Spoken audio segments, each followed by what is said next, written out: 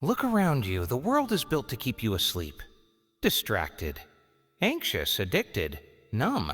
They want you weak, emotionally reactive, biologically drained, mentally programmed. Because weak people are predictable. Weak people don't dream. Weak people don't create. Weak people don't rebel. But you weren't born to be weak. You were born to awaken. And if you're here, truly here, then something in you already knows that. You're already feeling the pull. The voice inside that whispers, there's more than this. They want you to believe you are your past, that your identity is fixed, that your biology is fate. But your thoughts, your emotions, your energy, they shape your body, your brain, your reality.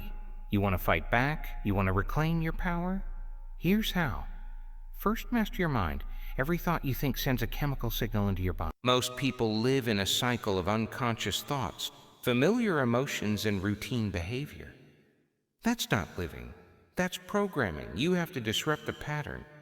If you can think greater than how you feel, you can rewire your brain and break free from the past. Second, elevate your emotion. Gratitude, joy, love, these aren't soft feelings. These are electromagnetic signatures that broadcast a new signal into the field.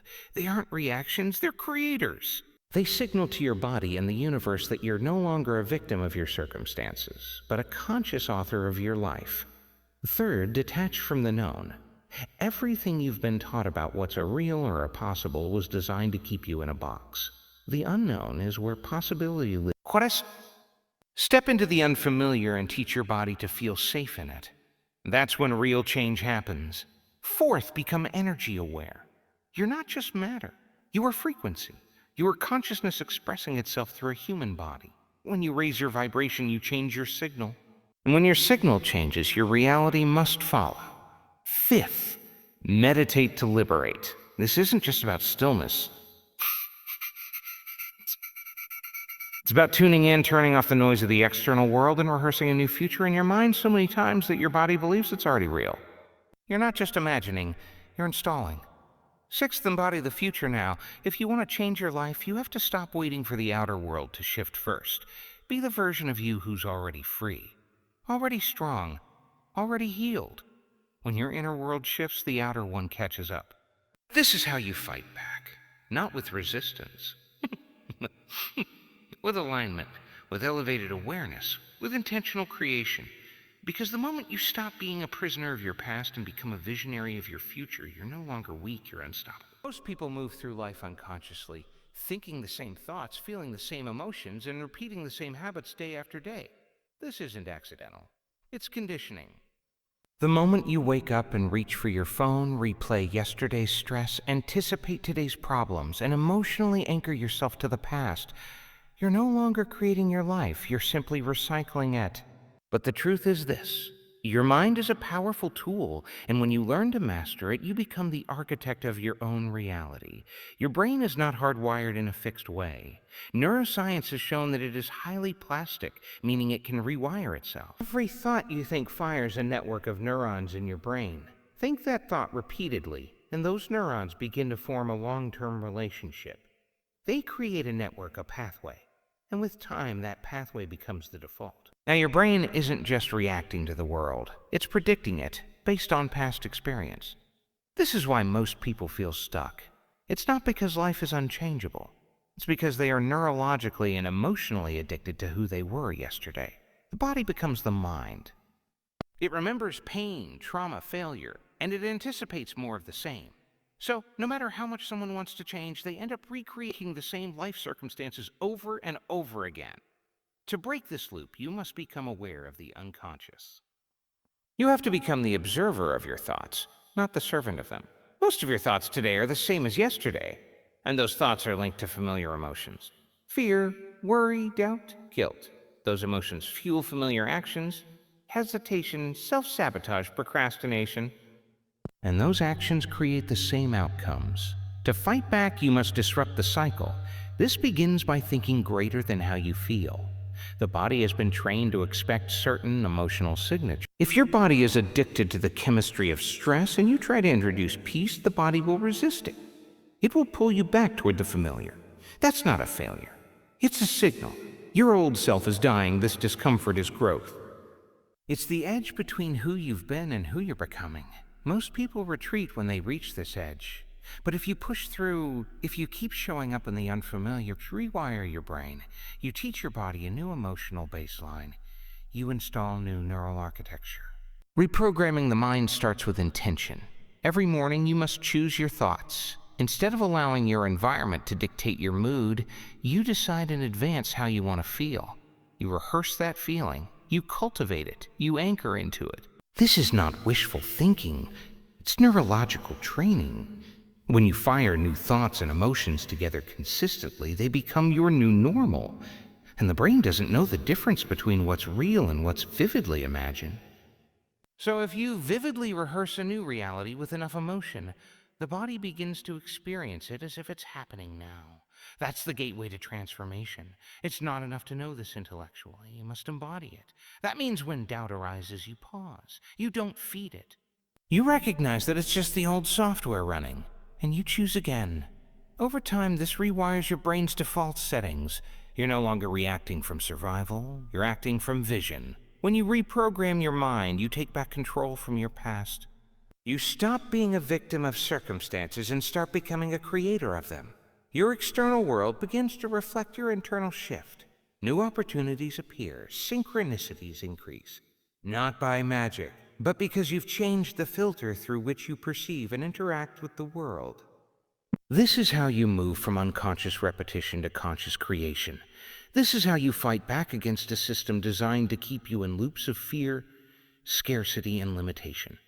You don't need to wait for your life to change to feel different. You need to feel different so your life can change. You've been taught to believe that emotions are just reactions, responses to what's happening around you, but this is a limiting view. Emotions are not simply the consequence of life, they are the creators of it. When you learn how to intentionally elevate your emotional state, you shift the frequency of your entire being. You stop responding to life and start signaling to it. Most people live in survival mode. Their emotions are conditioned by lack, fear, stress, guilt, shame. These are low-frequency states that keep the body trapped in the past and tethered to the external world. In these emotional states, the body is in fight or flight, the brain is incoherent, and the heart is disordered. Creativity shuts down. Healing shuts down. Intuition shuts down. All energy is consumed by protection and prediction, and so people wonder why change is so difficult. It's because they're trying to create a new life while feeling emotions that belong to an old one. You cannot experience abundance while feeling lack. You cannot manifest healing while emotionally rehearsing pain. You cannot live with freedom while emotionally addicted to fear. To break out of this trap, you must choose to generate elevated emotions before anything in your outer world gives you a reason to. This is the heart of inner transformation, and it's the essence of true creation. Gratitude, love, joy, compassion, all fluffy or weak emotions. They are coherent, measurable energetic states that bring harmony to the brain and body. When you feel gratitude, your immune system strengthens. When you feel love, your brain begins to produce powerful neurochemicals that signal growth and repair. When you embody joy, your electromagnetic field expands. This is not philosophical, it's biological. The problem is most people wait. They wait for the relationship to feel love, for the success to feel empowered, for the healing to feel gratitude. But life doesn't work that way. Not if you're trying to create consciously. You must feel it first. You must generate the elevated emotion now. Because the body and subconscious mind do not know the difference between a real experience and a deeply felt imagined one. When you feel gratitude for a future that hasn't happened yet, your body begins to live as if it's already real. That sends a new signal into the quantum field, a signal that no longer reflects your past, but your desired future. And this is how you become magnetic to new possibilities. This is why emotional mastery is key. The moment you wake up in the morning, you have a choice. Return to the familiar emotional signatures of your past, or install new ones that match the future you want to live. You begin this process by becoming aware. Pay attention to how often your emotional state is dictated by your environment. Notice how quickly you shift when something external goes wrong. This awareness is powerful because it gives you space, and in that space you can choose differently. To elevate your emotions intentionally, you must practice.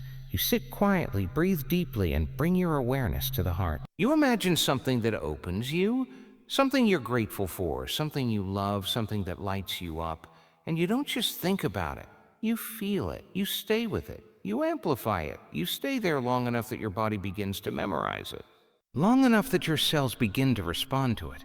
Long enough that your energy changes. Do this every day and you recondition your nervous system. You teach your body what it feels like to live in elevated states without needing the outer world to justify it. That is freedom. That is power. And from that state, you begin to think new thoughts. You take different action. You respond instead of react. You align with a higher version of yourself.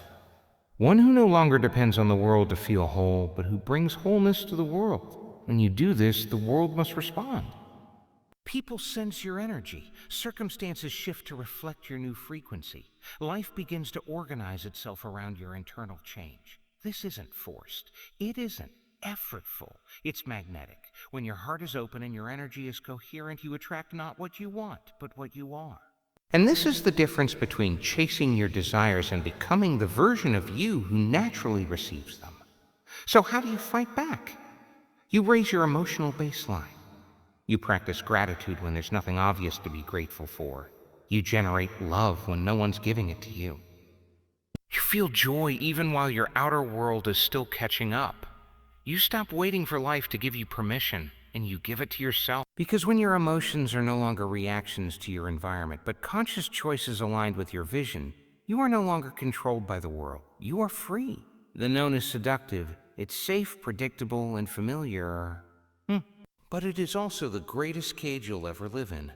If you keep choosing what's familiar, you'll keep getting what's familiar. Change does not exist in the known. Evolution does not happen within the boundaries of your comfort zone. Creation only begins the moment you step into the unknown. Most people fear the unknown because they've been trained to associate it with danger. From a biological standpoint, the unknown triggers the survival response. The brain, which is a prediction machine, thrives on what it already knows. It finds safety in repetition. When you step into the unknown, the brain can no longer predict what will happen, and that feels like death to the ego. But here's the truth. The unknown is not where you die. It's where you are reborn. You cannot become someone new by doing what you've always done. You cannot think the same thoughts, feel the same emotions, and take the same actions and expect your life to transform. Real change demands that you become comfortable with uncertainty. It demands that you walk into a space where the old self doesn't know what to do, so the new self can finally emerge. And yet this is exactly where most people turn back. The moment they feel discomfort, they interpret it as a sign to stop. The moment the future feels unclear, they reach for what's familiar, even if that familiarity is suffering. That's how powerful the identity of the past is. It convinces you that staying stuck is safer than stepping forward. To fight back against that programming, you must train yourself to see the unknown differently. You must begin to associate it with possibility, with expansion, with the infinite field of potential that lies beyond what your senses can currently perceive. Because when you stay rooted in the known, you're only ever experiencing a version of reality based on your past. Your thoughts, beliefs, and emotions are just echoes of old events and memories. You're reacting, not creating. You're repeating, not evolving. But when you step into the unknown, you interrupt that cycle. You create space for something new to enter. The unknown is the quantum field, the realm of energy, frequency, and possibility. It doesn't speak the language of logic.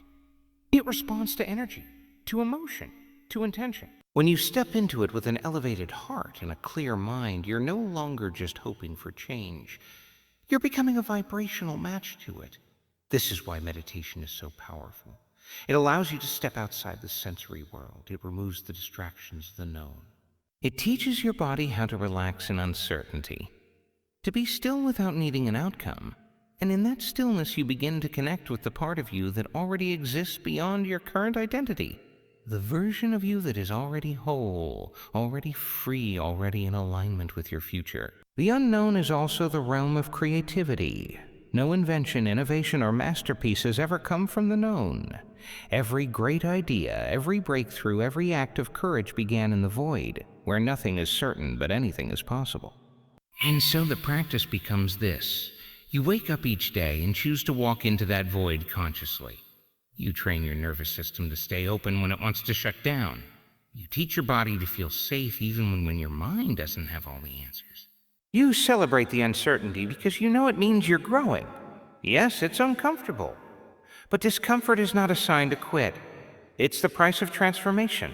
In fact, the discomfort is the proof that you're on the edge of something new. Because the body will always resist what it doesn't recognize. If your entire system is wired for fear, anxiety, or lack, then peace and expansion will feel foreign. But just because it feels unfamiliar doesn't mean it's wrong. It means it's new, and new is what you're here for. When you step into the unknown with trust, you begin to live in a state of anticipation rather than fear. You wake up excited about what could unfold. You're no longer living from the memory of the past, but from the vision of the future.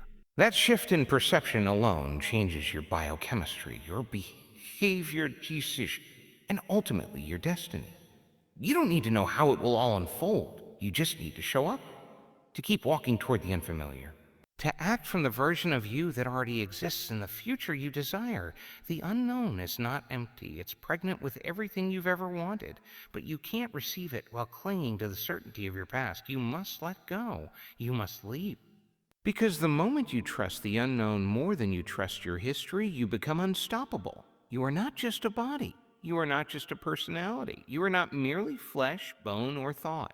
You are energy, frequency, vibration, consciousness clothed in matter. The most disempowering belief you were ever taught is that you're only physical, that you are separate from the world around you, that you are limited to what you can see, touch, or measure. But this belief keeps you confined in survival mode, cut off from your true power. If you want to fight back against the systems that thrive on your weakness, your numbness, your forgetfulness, then you must remember what you are. You must begin to understand yourself as energy. Everything is energy. Physics confirms what mystics have always known. At the most fundamental level, matter is not solid. It's vibrating particles constantly in motion, held together by invisible forces. And your body, your so-called solid body, is emitting energy every second. Your thoughts have energy. Your emotions have energy. Your intentions have energy. And that energy carries a frequency. This is why your state of being is not just about how you feel. It's about what you broadcast. You are like a signal tower, constantly sending out information into the quantum field. And the frequency you emit determines the experiences you draw back to you. Most people are unaware of this. They emit low, chaotic frequencies, fear, anger, shame, anxiety, and wonder why they continue to experience struggle, limitation, and stagnation. But this isn't a punishment, it's resonance. It's energetic alignment. You don't attract what you want, you attract what you are. To change your life, you must first change your energy. But first, you must become aware of it. Start paying attention to how your energy feels in different situations. Is your heart open or closed? Is your breath shallow or deep?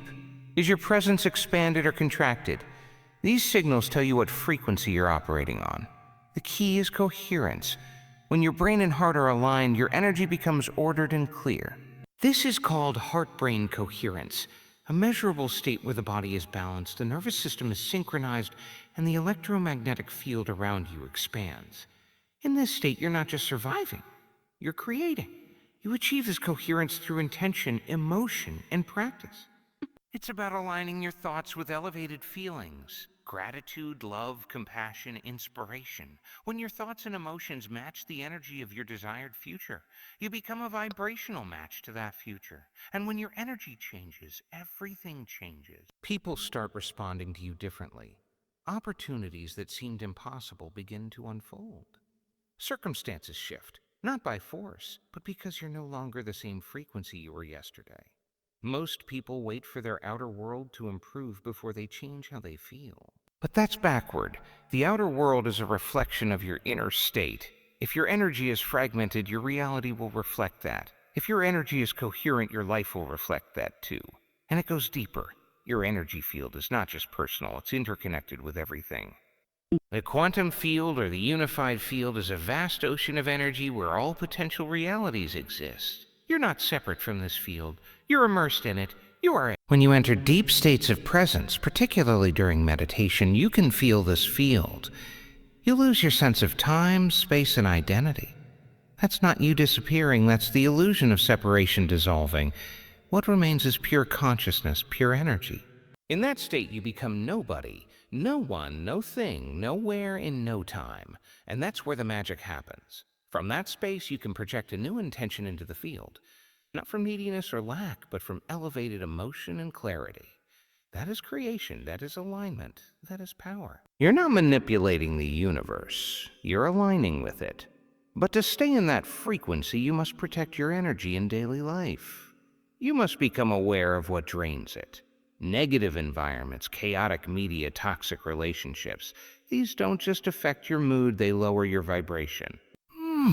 You must be vigilant. You must become sovereign in your field. This doesn't mean isolating yourself.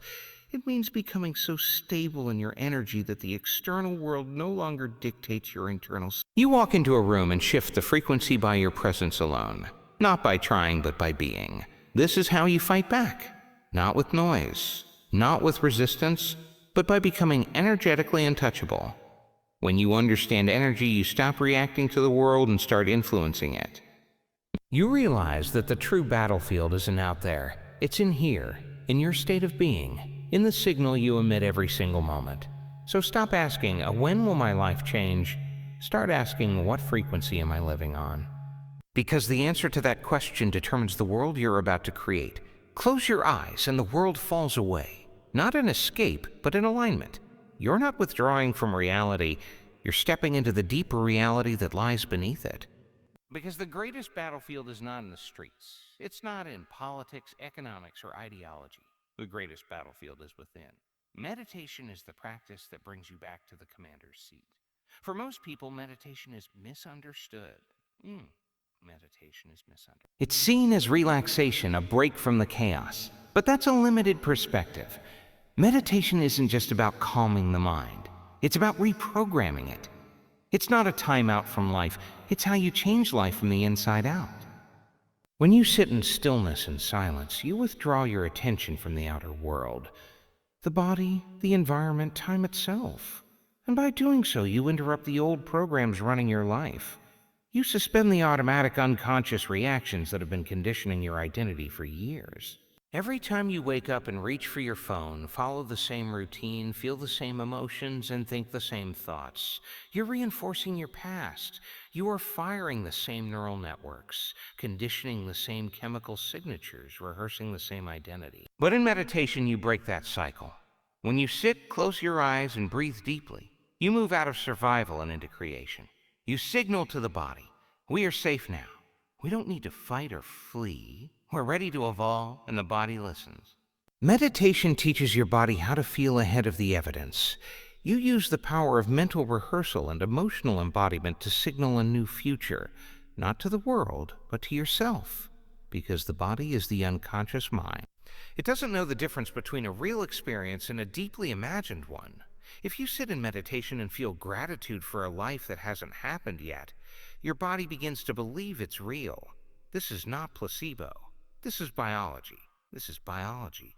This is transformation. The more you rehearse your future self in meditation, the more familiar that new state becomes. You start wiring new circuits in the brain. You begin conditioning your body to feel differently. And over time, you create coherence between the mind and body, so they are no longer in opposition, but in alignment. That's when you become dangerous to the system that wants you weak, because the system thrives on you staying predictable, staying reactive, staying asleep. But meditation makes you unpredictable. It makes you aware. It sharpens your intuition. It connects you to the infinite intelligence that lives beyond logic. Suddenly, you're not living by memory. You're living by vision. But it doesn't happen by accident. It happens by practice. This is why meditation must become a discipline, not a sometimes ritual, but a sacred appointment with yourself. A time where you step outside of your circumstances and connect with the version of you that already exists in the field, the healed, empowered, abundant, expanded version. You don't meditate to get something. You meditate to become something. You become familiar with abundance, so your nervous system stops panicking when money fluctuates. You become familiar with love, so you stop seeking it through wounds. You become familiar with peace, so you stop being pulled into the chaos of the world. Eventually, that inner state becomes your new baseline. And when the world throws you its distractions, its fear, its noise, you return to your practice. You sit in stillness and you remember. You reconnect with that quiet, expansive intelligence that always lives within you. You feel it again. You trust it again. And the world loses its grip on you. This is how you win without fighting. But understand, meditation will challenge you. The moment you decide to sit, the body will resist. It wants the stimulation, the old emotions, the hormones of stress, the familiar pain. That's not failure. That's a sign of rewiring. The mind will wander. The body will fidget. Thoughts will arise. Let them. You don't meditate to control the mind. You meditate to observe it. And in that observation, you gain power. You begin to see the program, and once you see the program, you're no longer unconscious to it.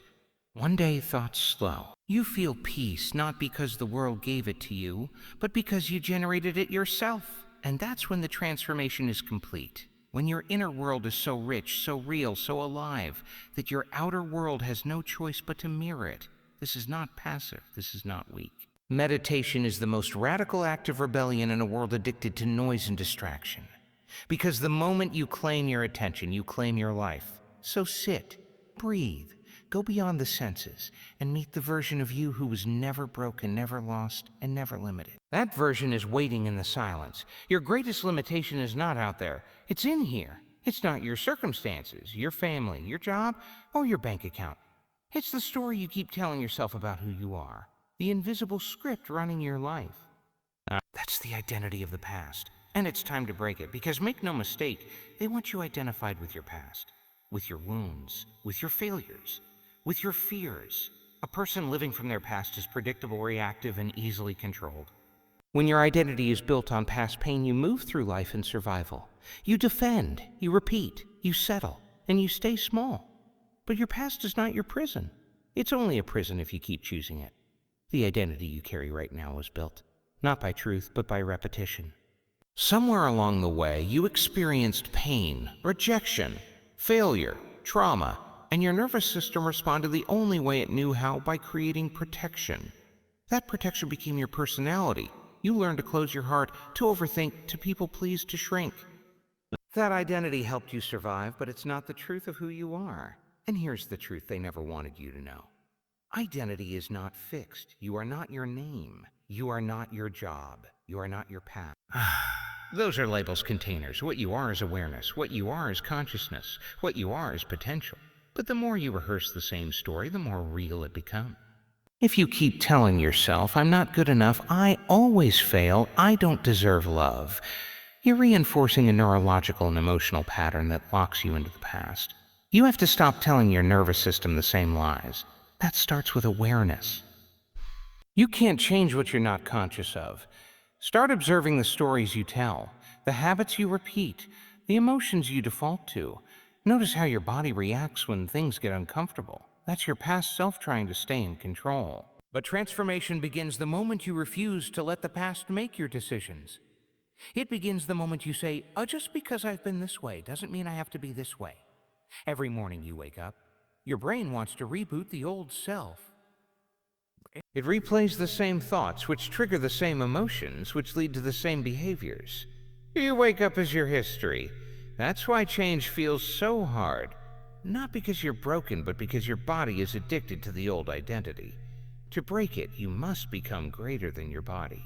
Greater than your emotions, greater than your past. This is not theory, this is practice. Every time you override the old program, you weaken its power. When you feel the urge to lash out and instead choose patience, you're breaking identity. When you catch a negative thought mid-loop and replace it with vision, you're breaking identity.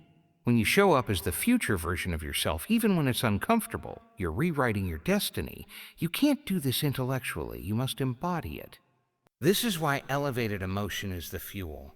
The brain may know something, but the body has to feel it. You can tell yourself, I'm worthy. But if your body is still vibrating shame, nothing changes. That's why it's not enough to just think your way into a new life. You must feel your way there. You must install new emotions into your nervous system until the old ones no longer feel like home. Because the past wants to pull you back. It's familiar, it's safe.